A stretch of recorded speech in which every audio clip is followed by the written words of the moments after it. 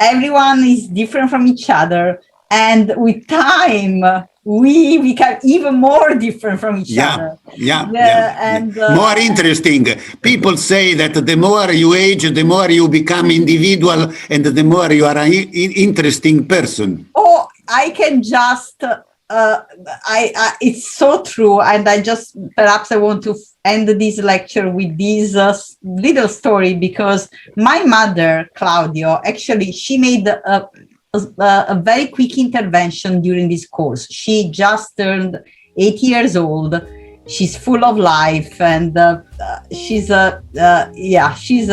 amazing. We had an interview with Walter Longo a couple of weeks ago, and she asked a question in Italian because she can't speak English, and she asked whether fasting is appropriate for a lady that is in her 80s and is having already a good diet. She doesn't have any problem. Anyway, the point is that I got such a positive feedback, and even Arsha today asked me, can we say hi to your mom?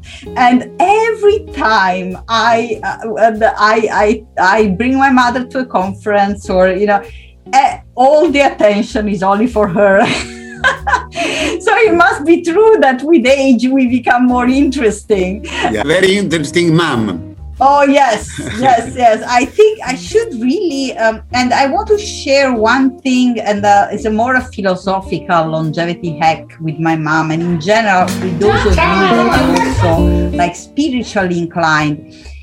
I believe that there is something, my mom has a very pronounced aesthetic inclination, and I think there is a place for beauty as a checkpoint for health. Yes. But you are totally right. There was in Italy, there is a so-called Festival of Science in Genova every year.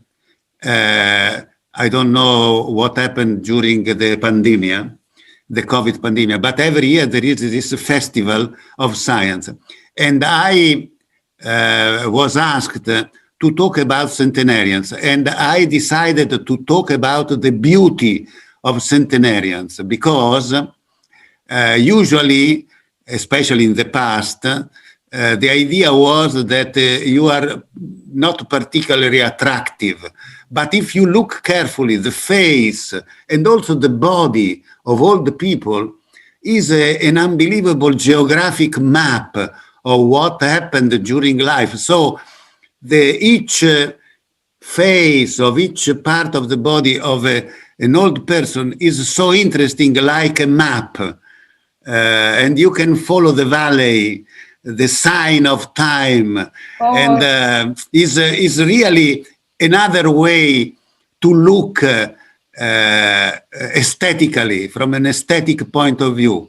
I think that is very interesting. I will have you analyze a map of the face of my mom. Yeah.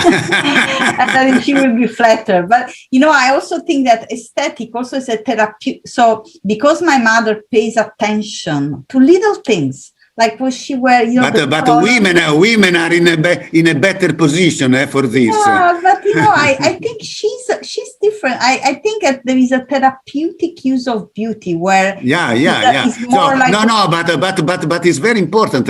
Usually the women has been proved, there are a lot of papers suggesting that they take care of their body much more just because they like to be beautiful.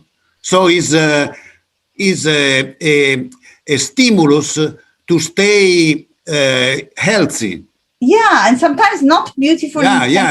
So cosmetic has this very interesting side that helps in staying healthy.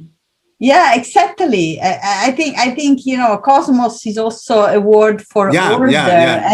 Just to say, like, okay, everything is in check. Right? If it looks good, it's like a manifestation. It's like having a biological clock when you exactly. And in this sense, women are in much better position, as I said. Yeah, and sometimes, I get pushback from people that say, like, why do we need the biological clocks where people don't change their habits if they look at the mirror and they don't like what they see? And this is a point, like, sometimes if the mirror is one of the first biological clocks ever invented, you should start using that. Anyway, thank you very much. No, thanks Claudio. to you. Thanks to you and to all of you who had the time to hear from me. Hey, would you like to know how to use food as medicine for your genes?